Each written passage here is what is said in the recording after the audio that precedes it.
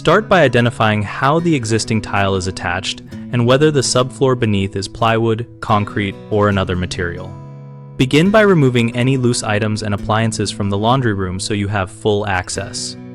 Inspect the tile surface and tap several areas to determine if tiles are thin set over concrete, mortar over concrete, or thin set over plywood with a mesh backing, which changes removal technique.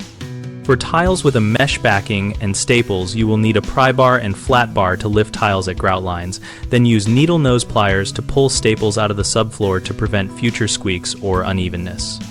If the tile is mortared to concrete, break up tiles using a hammer and cold chisel or a small demolition hammer while wearing eye and hearing protection and a dust mask, and work in small sections to control debris. After tile removal, scrape any remaining thin set or mortar down to a smooth profile using a floor scraper or a grinder with a diamond cup wheel, taking care to avoid gouging plywood. For concrete, remove high spots and fill low spots with a polymer modified patch.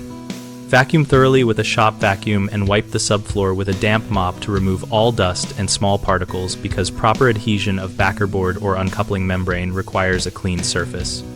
Finally, install a suitable backerboard or uncoupling membrane per manufacturer instructions, ensuring screw placement and joint treatment follow recommended spacing and sealing so the tile system performs over time. Common mistakes include leaving staples or fasteners embedded which cause tiles to rock or grout to crack. Remedy this by methodically locating and removing every staple and then rechecking the floor by hand for catches. Another frequent issue is inadequate dust removal and not wiping the subfloor, which reduces adhesion of thin set or membranes. Fix this by vacuuming, then using a damp microfiber mop and allowing complete drying before proceeding.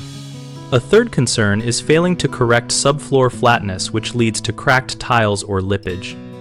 The solution is to use a straight edge, mark deviations greater than the manufacturer tolerance, and apply a feathering patch or grinding to bring the surface within acceptable limits before installing backerboard. BigHomeProjects.com connects homeowners and contractors around projects like laundry room tile replacement and helps us find local professionals and project ideas. We also host a discussion community where our members share real experiences, tips, and product recommendations.